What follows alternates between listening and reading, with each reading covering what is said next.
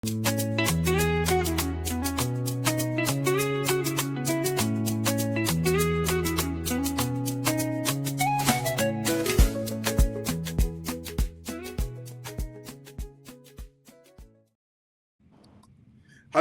and welcome to Different Perspectives. I'm Paul Ndiho coming to you live from Washington, D.C.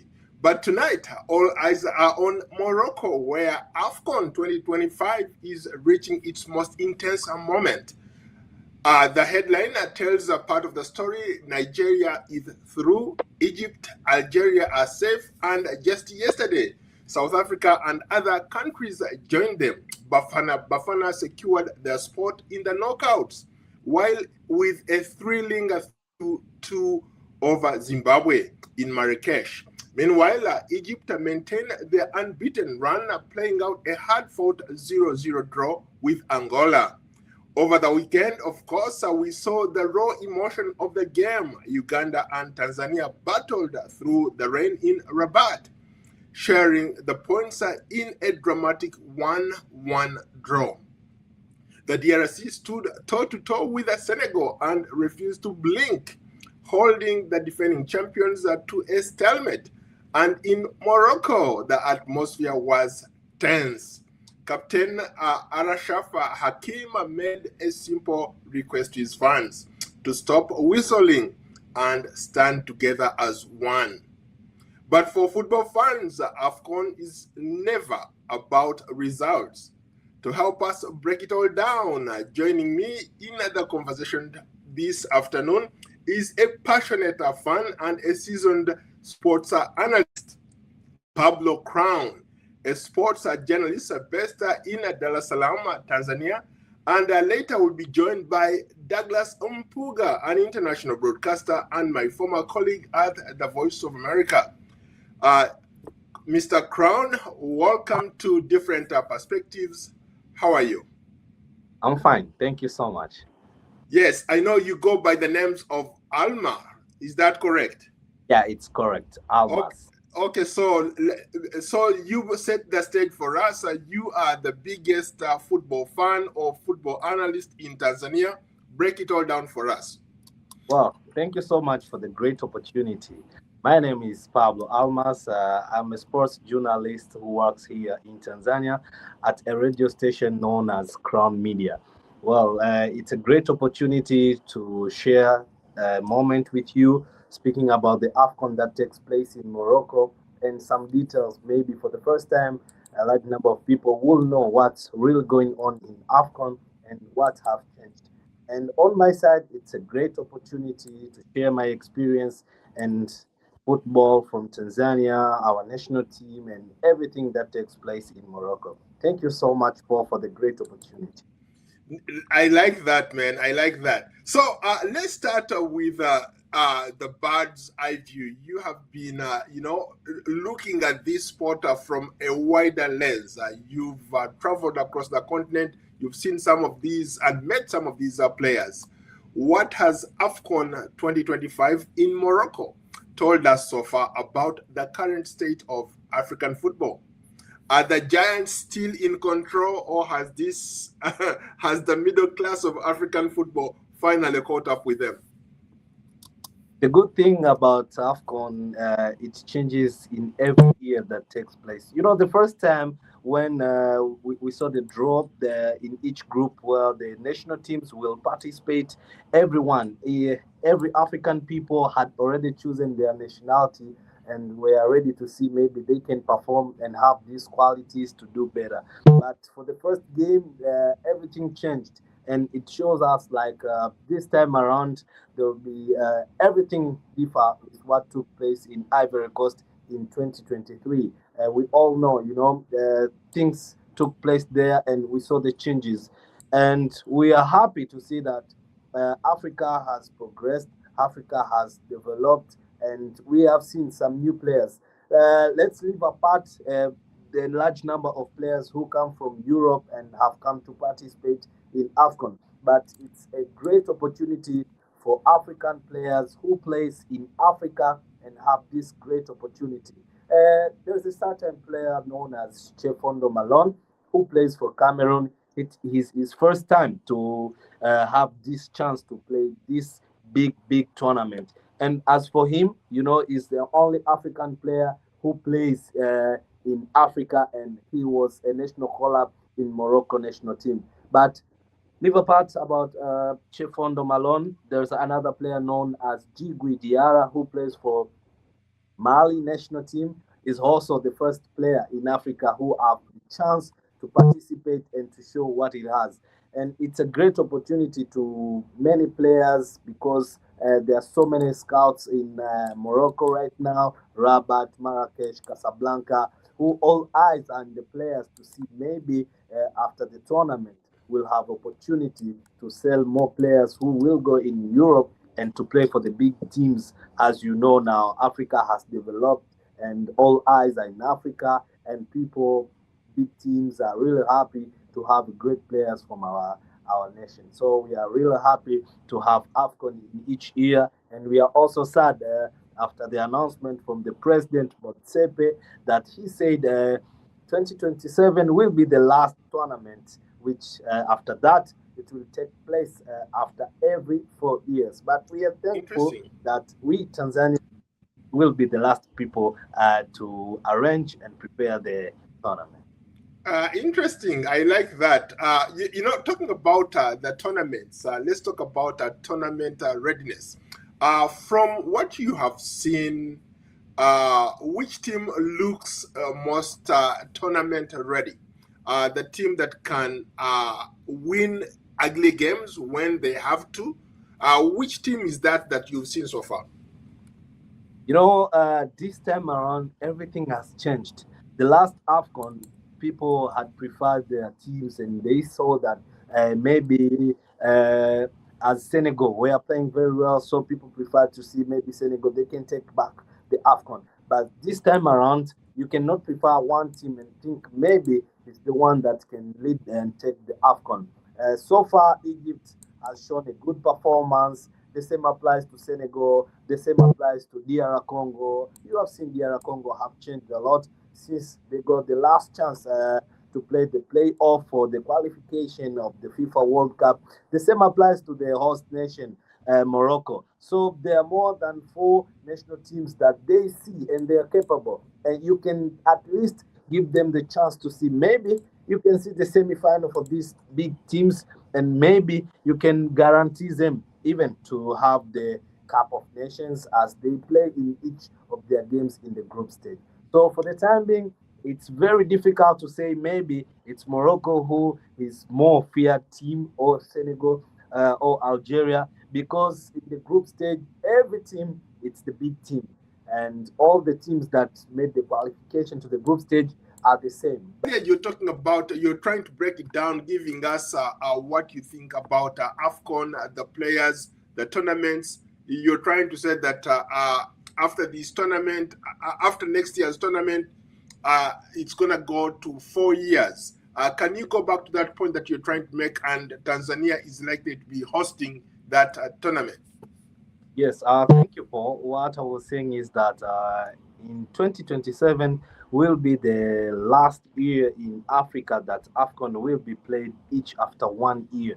And East African countries, Tanzania, Uganda, and Kenya, will host this tournament. And as for now, we Tanzanian people have sent people in Morocco so that they can learn few things on how to prepare this beautiful tournament whereby all African people get time to watch and learn and have a beautiful and best moment. So I think despite us just playing as a national team, but we have also a chance to learn and understand what to do so as when it reaches our time, the people who will come in our country, the nations and different people from different countries, they should have to see the same thing that they saw in Morocco. So as maybe after the tournament, they may be happy for what they have seen in our country. Pablo, let's talk about the countries that both you and I love. Of course, we are talking about your home team, the Taifa Stars and the Uganda Cranes. They had an incredible match over the weekend, but it was very, very emotional. that the rain-soaked match in Rabat, where Uganda and Tanzania drew 1-1. From where you stand in the Lasaram, what did the game reveal about the rivalry between the two countries and the level of respect between these neighbors right now? You know, when you come in terms of football clubs, Tanzania made a big step with the great teams like Simba, Yanga, Azam, and Singida, whereby we live far, Uganda. They are not even close to us. But when it comes to the national team, we didn't make a great step. And you can see, even the last game that played last week against Uganda, the Cranes, we call them Mashemedi because they're just nearby country.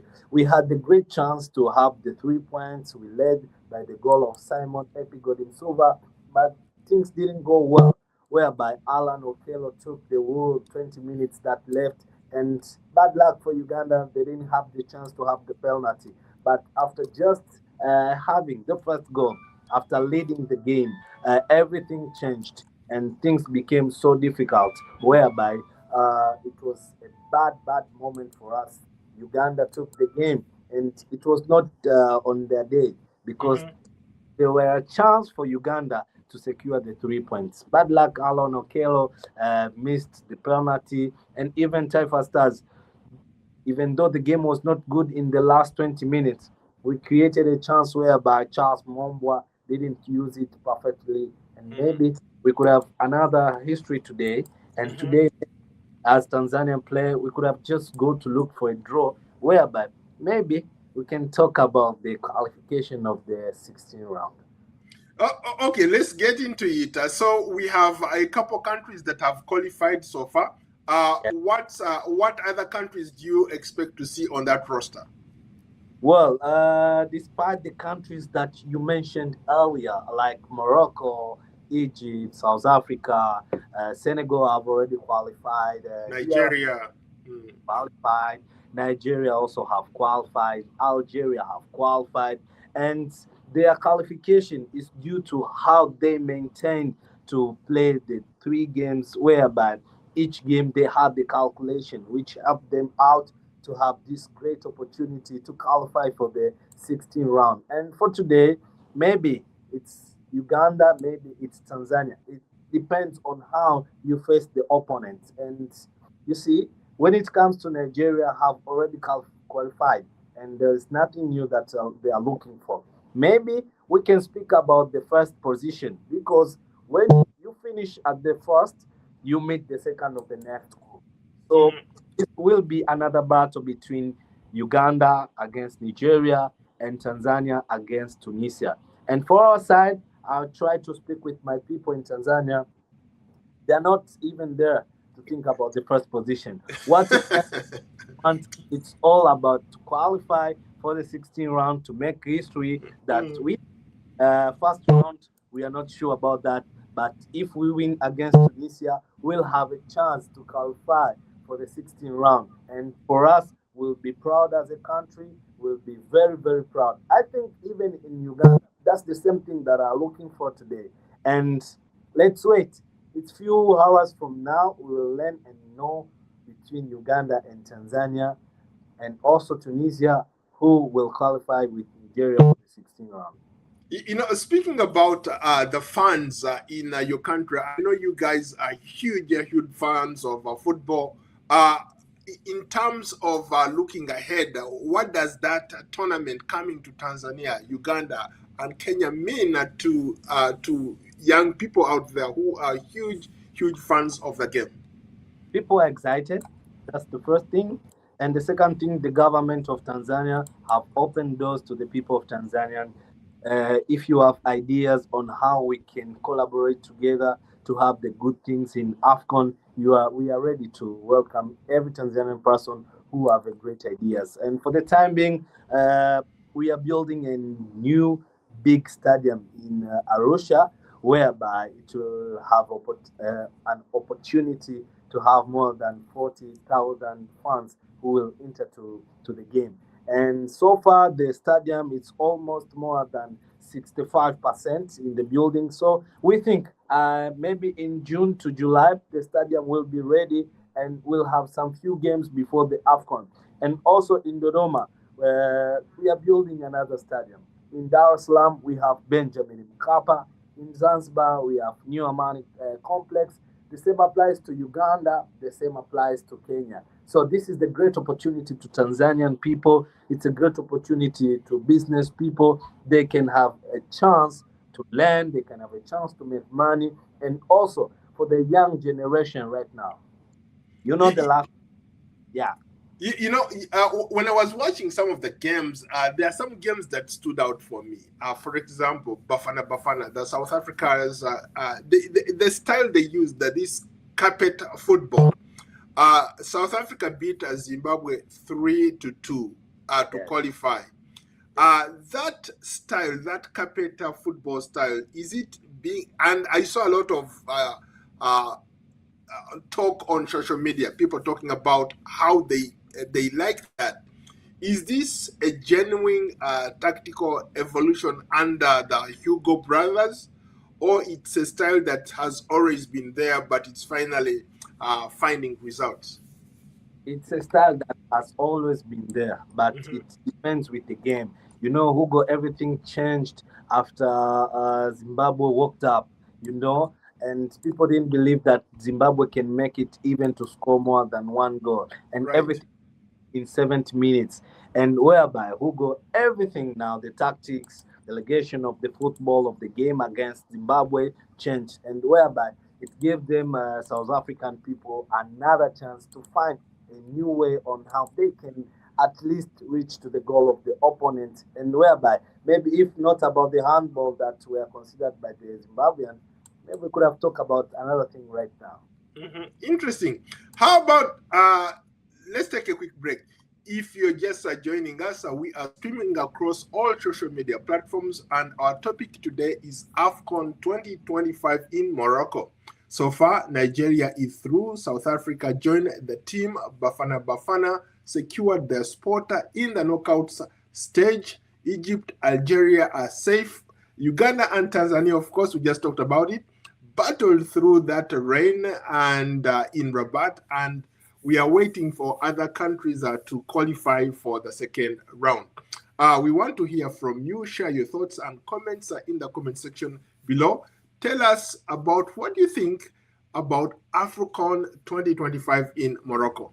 My guest is none other than Pablo Almas, or Crown, a sports journalist and analyst based in Dar es Salaam, Tanzania. He's breaking it all down. In case you don't know anything about Pablo, he's one of the finest football analysts in Tanzania, or perhaps in the continent. He studied the game. He travels around the country, around the continent, watching these games. So he's my guest today, and check out his work on all social media platforms. Yes, Pablo, let me come back to you. Yes. Uh, in Morocco, the whistling in Morocco was something else. The, the booing was something else until the captain Hakimi pleaded with the home fans to stop.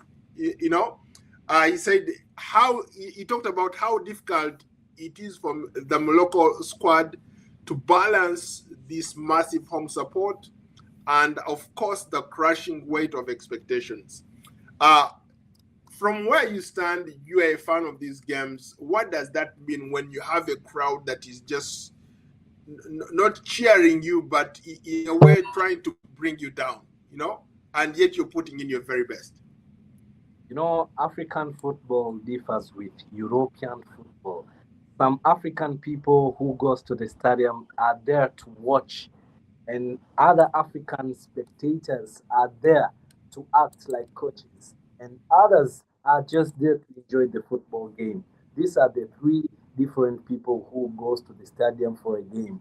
And as in fact of the game, what Hakimi said, you know, in African tournaments, if a nation prepares everything, a home country, their spectators, the only thing that they think it's better for them. It's for their team to perform, regardless any team that they are facing. That's the first thing. So whatever comes when the fans boo, when the fans are not happy, it's just do like they don't deserve to see what takes place right now. That's why you see a lot of reactions that take place, and sometimes they are happy with the performance. A good example with the captain yesterday, he made his debut after the injury for over more than 2 months. He got back, have some few minutes. That was the best moment for the Moroccan national team and their fans. So I think we are used to it. It's not Mhm. all about the Moroccans. It's all over African nations. We are all the same. When it comes in front of booing, overreacting, they are the same things that takes place every single day, wherever the tournament is. I've been also watching out for like the stadiums, the crowds in the stadiums. It doesn't seem like these games are attracting a huge number of people watching these games. Is it because of the cost of the tickets? Is it because Morocco is too far up north that most people from the south and the west and the east could not travel there? What's up with that? You are right, Paul. You are right. The first thing is Morocco tried their level best. The government of Morocco declared that they prepared a good way on how fans, journalists, and other people they can travel to their country, whereby they brought this application known as Yala, whereby you can just apply and it gives you a right visa, a free visa with no payment to get inside the country, so as you can watch the tournament. But the bad thing is Morocco is too far with many countries.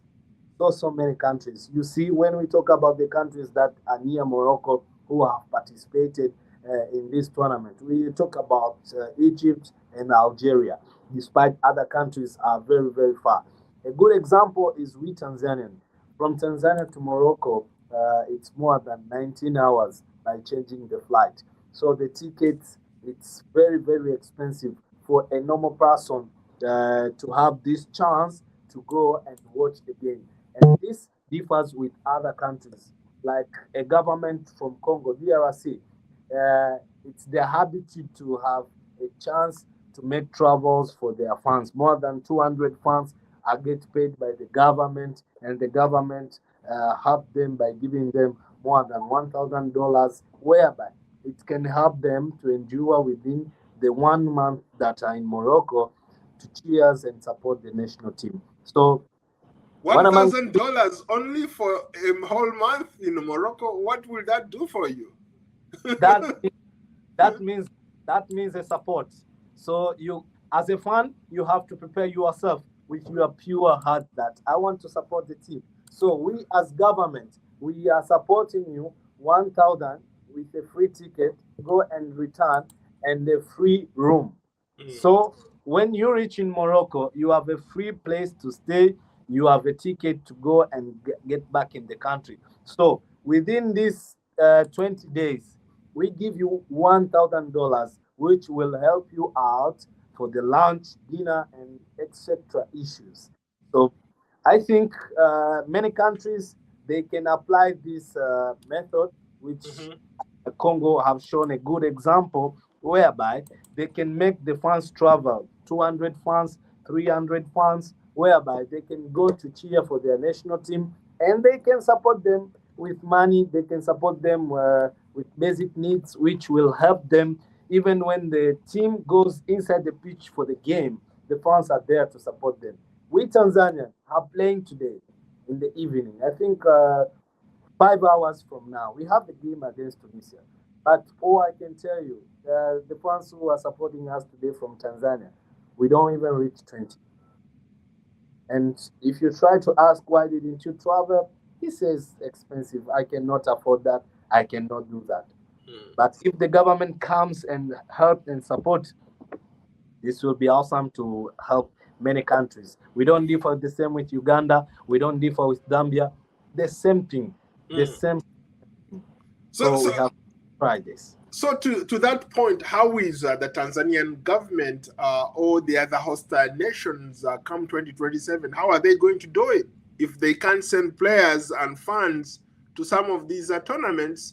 When it comes to their turn, how are they going to deal with those dynamics, those logistical challenges?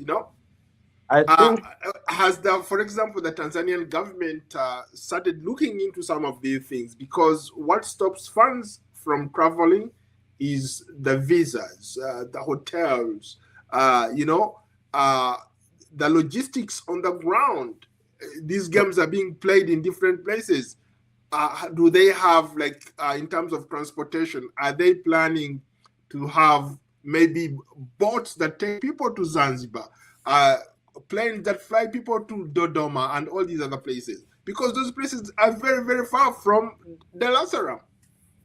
Well, I think, in my opinion and other people' opinion, you see, whenever Tanzania play, the government promises in each goal where we can buy it for 200 million. Like a game against Uganda, the government promised the Tanzania national team, if you score one goal, we buy it 200 million. If you score the second goal, 400 million. But So that's each game, corruption at its best. They're trying to corrupt their own. no, that is, we don't call it corruption. We call it something to motivate, something to make the players to perform for the nation. Because we as Tanzania, we need nothing than happiness, and the happiness in the tournament is to have the 3 points. So when it comes to Tanzanian on how the government have to do so as we can have fans in each country, each region where the tournament can take place. Bad luck, the Chan that took place in Tanzania, the attendance was not good. There were no large number of fans who went to watch the games. And what I think is because this time around it's AFCON, and Tanzanian people, when they always hear there's a certain team, maybe Mahrez from Algeria, maybe it's Egypt, Mo Salah, maybe it's Morocco, Brahim Diaz will come in our country. Definitely, you don't have to push them. Themselves, they will go and buy the ticket. Themselves, they will travel to the region so as they can support the team. So because it's AFCON, and it depends with the group of the nations that will face. If Tanzania will be the same group with Morocco, maybe, if Tanzania will be the same group with Egypt, the giants, African nations, you will see there will be no force used to the funds to pay and travel to the regions to support the nation. But maybe if we meet again, this our normal team like us, then I think now it's a time for the federation, TFF, Tanzanian Football Federation, come and sit with the fans and other people and find the good ways on how we can make it happen to each game. At least a full stadium of 40,000 attendance, we can make it to 25 to 30, and sometimes 60,000 attendance, we can make it to 50. So we have to range in a way that even people who watch outside from Africa, they have to be proud of the tournament.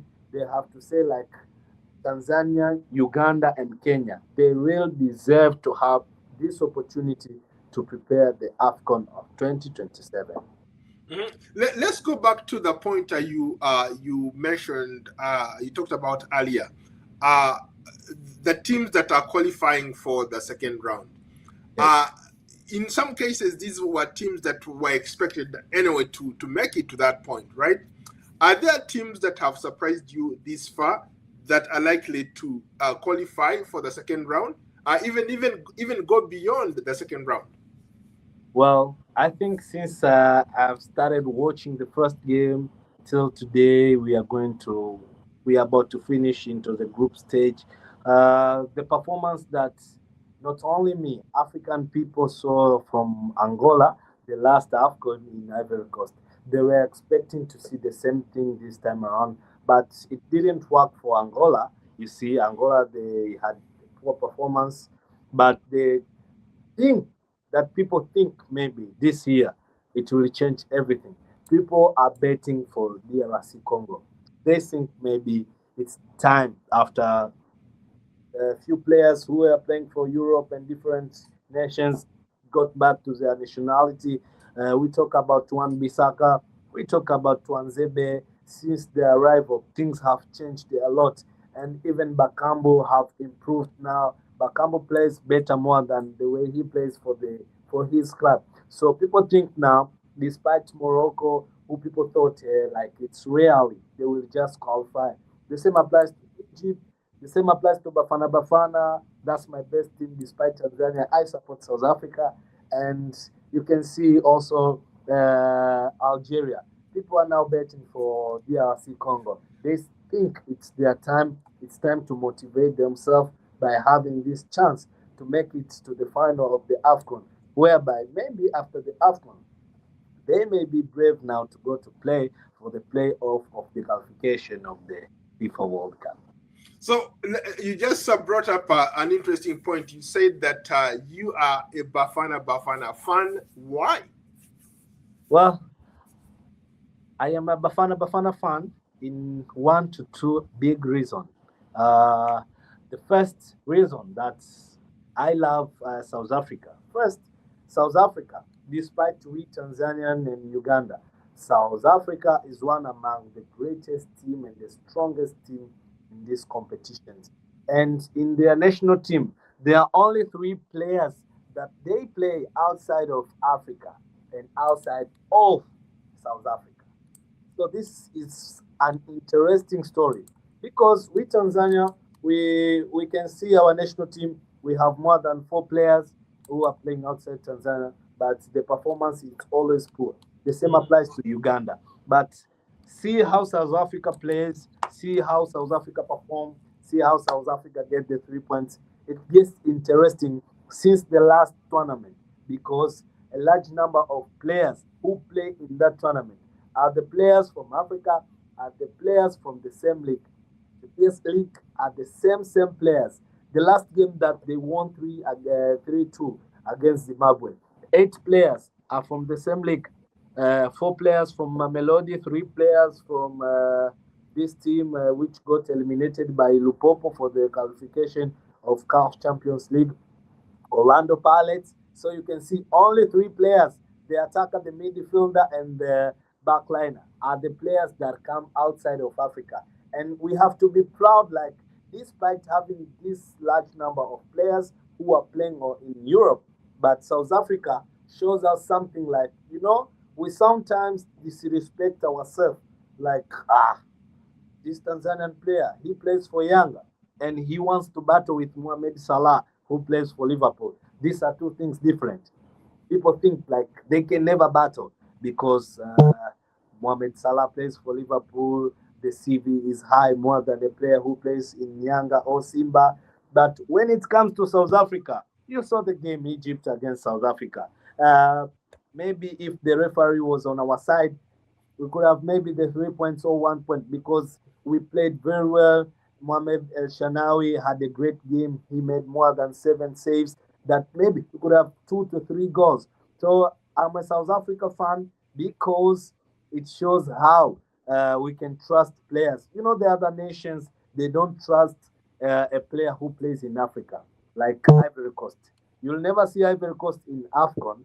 There is a player who plays in Africa who will play in that national team. Never. Interesting. Speaking about that, let's talk about the leadership on the pitch. Yes. Beyond the scores, of course, which player has stood out to you, not just for goals, but in terms of leadership, being able to lead the teams to play very well in this tournament? When I've watched some games when the pressure is so high, there are some players that stand out. Who are some of those players that stand out for you? Thank you so much. I think I can start with Suleiman, who plays for Comoros. Bad luck for them. They didn't make it to the 16 round, but Comoros have shown something different. But they're Suleiman, going for the World Cup, bro. yeah, that's amazing. No, it's Cape Verde who are going for the World Cup.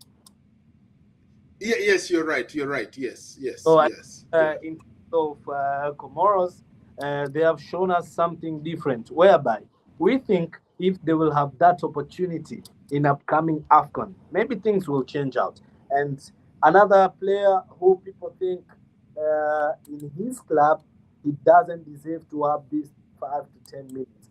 Brahim Diaz, he's superb. He's showing his talent. He's showing what he's capable to help the team out to secure the 3 points. Brahim Diaz on my side, he's really doing his best, and I think maybe he's one of the players that they may contender to have the chance to win the player of the tournament. Yeah. But yes, I'm also pleased with William, the goalkeeper of South Africa, a great leader who speaks every time with the players, who shows a good example on how to tolerate, on how to not give up, on how you can still be able to win the game, even though you think now we cannot do anything. Comoro or Zimbabwe have touched us. We cannot even have the 3 passes to reach to the goal. William will call the players. He will tell them, listen, we do this for the nation. We don't do this for ourselves. So the players get motivated, and you see South Africa can do something that no one expected, and they can get results. So this AFCON is completely, I think, what can I say, a good one. It's something that people didn't think it may be easy and difficult as the last one. The same thing that I was. How about the knockout factor? As we head, of course, into this round of 16, what separates these teams to go all the way from those that fall early? For example, there are countries that have not qualified for this other round. Is it the squad? Is it the depth? Or is it simply mental discipline of these players? Well, so far, I don't think if this plane enters directly. And second thing, I don't think it's about the coaches' tactics that don't help the team to win. But what differs for the teams that have qualified and what differs for the team that have disqualified is just the quality of the players. You know, sometimes you don't see the things that the coach has told the players to do and they do, but you see the quality of a player, a single player, 2 to 3 players that they use their own tactics, their own style, their own skills to help out the team to have the 3 points. So I think what's really dismissed them, it's just the qualities. That's all. That's why we Tanzanian, when we play against Nigeria, the thing that led us to lose. It is the quality. You know, there are players that they saw Osimhen for the first time. They saw Iwobi for the first time. So if you talk to them like he tells you, bro, Iwobi, Osimhen, he is very tall, and I can't even push him. You see, if you have a certain player like that, his mentality, it was not about winning. Its mentality, it was like, oh my God, this is a blessing.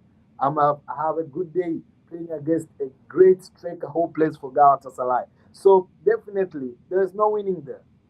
There's no winning because at his first time, he's learning, he understands, and he gets used of the players.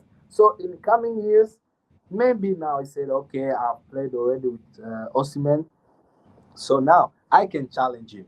But you can see Komoro, qualities. Tanzania, qualities. Uganda, qualities. The same thing that made us to lose this opportunity. And maybe if Tanzania or Uganda qualifies today, we'll all call it miracles. We all call it miracles. But I wanted to. There's something that whenever I'm watching out for these games, I'm always looking out for that one player who scores the most goals and ends up getting the golden boot. In your particular case, you've studied these players, you've met them, you've been all over the place looking at some of these tournaments. Do you have somebody in mind who is likely to win this time around?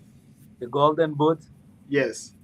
you know, it's very difficult because so far more than 4 players have scored 3 goals, and their national team have already qualified for the knockout stage.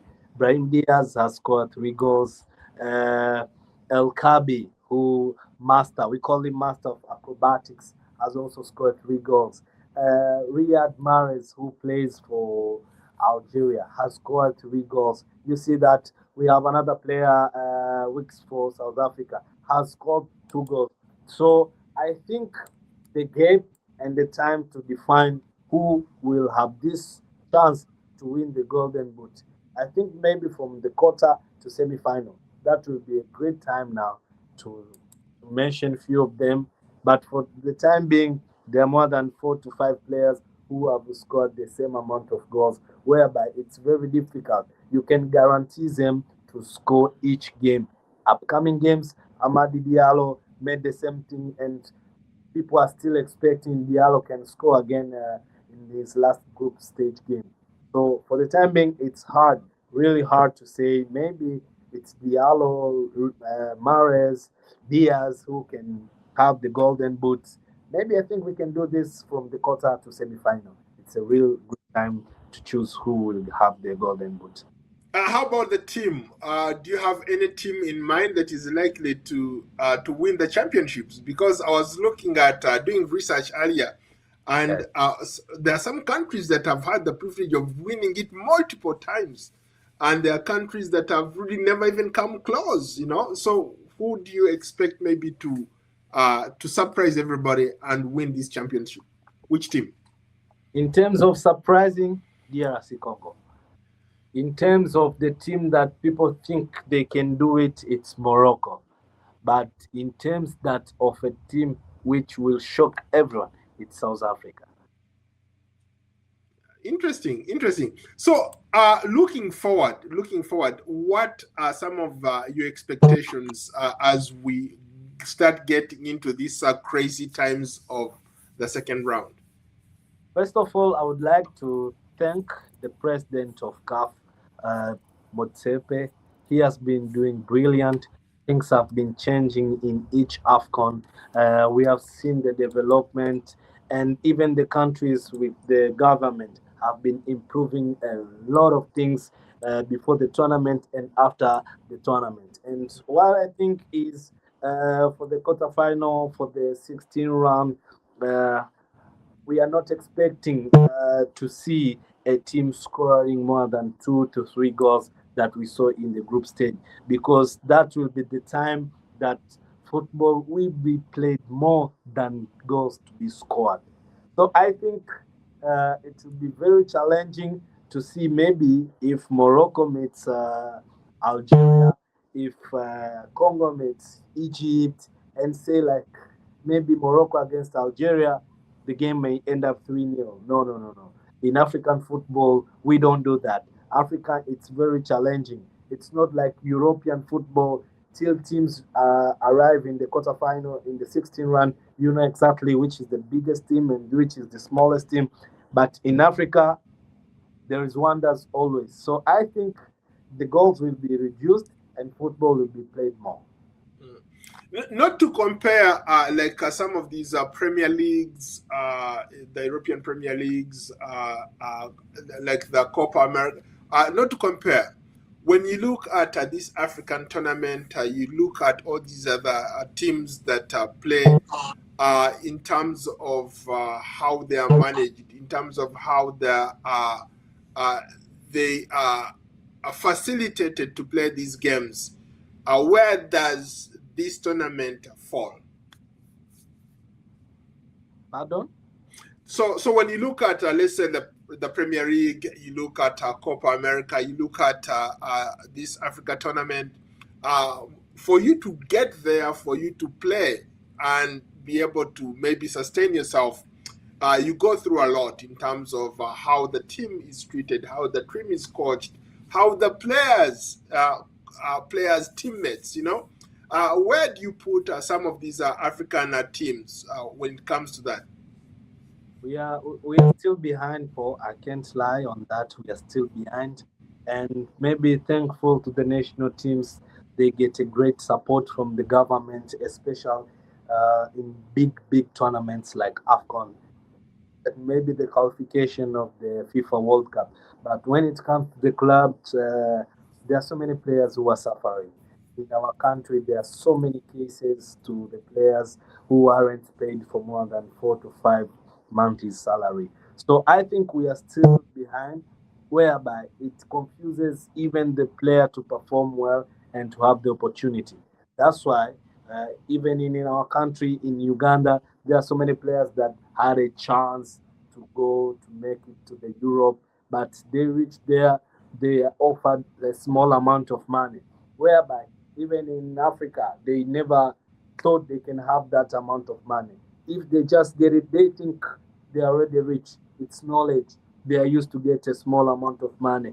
And he can play for 5 to 4 years, and if no consecutive consistency, he gets back in Africa. And when he's back in Africa, you wonder, oh, Pablo, you went to play in Europe for more than 5 years, but you got back broke. It's just about knowledge, and we are used of these things that they are destroying the mentality of the players. Whereby even the players, if you don't have a good management, if you don't perform very well in a consistent way, it it may take you back for the place that you have never thought that you can get back. So I think uh, we need transformation. We need to learn. We need to take people from abroad to come and help a lot of teams on how to manage the players, to manage the team, to manage everything. It can help us a lot, and we can make a big step.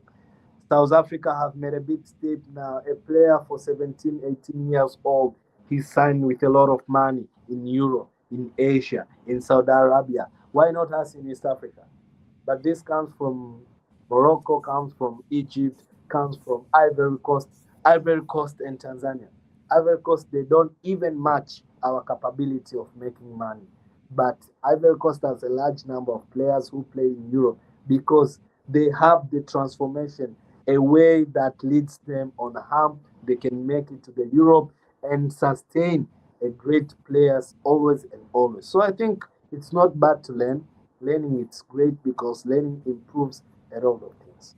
So, if I hear you correctly, you seem to suggest that our African players are maybe a bit shy when it comes to asking for what they deserve, what they should be paid, because they lack the knowledge, they lack the expertise, they lack the training. Uh, from where you stand, what do you think can be done? Is it bringing these outside scouts to come and look at the players in Africa, maybe have these African players negotiate their contracts before they leave Africa? What do you think? I think first African players have to accept that they have to learn. And the second thing, the federation of football in each country do not allow a player to make a negotiation with a team without a management. That's whereby when a player don't get paid for more than 5 months, he comes to the social medias. He looks for us, Pablo, help me. I'm not paid for more than 6 months. And when you try to ask him, like, why aren't you paid? Where's your management? He don't have even a management. So how can a player? Your work is to play. These things on how the salary, the rent of the house, cars, and every stuff, you have to leave it to the management. So I think first, uh, themselves players have to admit and accept to learn. And the second thing, the federation, what has to do is to make sure each player have a management that helps to grow him. And the third thing is that I think we as a nation, as African people, have to allow the scouts come to Africa and collect all these skillful players to the world. Because at the end of the day, if Paul Leo has a great son who plays maybe in Uganda, and today a scout comes and pick him, he goes to play for Newcastle, Leicester City. It's not all about Paul Leo who will be proud of the player because he is his son. But as a nation of Uganda, nation of Tanzania, we'll be proud also to have a great kid who represent the nation from Newcastle. That's why when you see other players at the end of the tournament who plays for Man City, for Real Madrid when the game over, they raise up their flags and they're happy because they are representing it, and that's the all what we all need as African people. Mhm. We almost are out of time. Any final thoughts about these games? What should we be looking out for uh, as fans?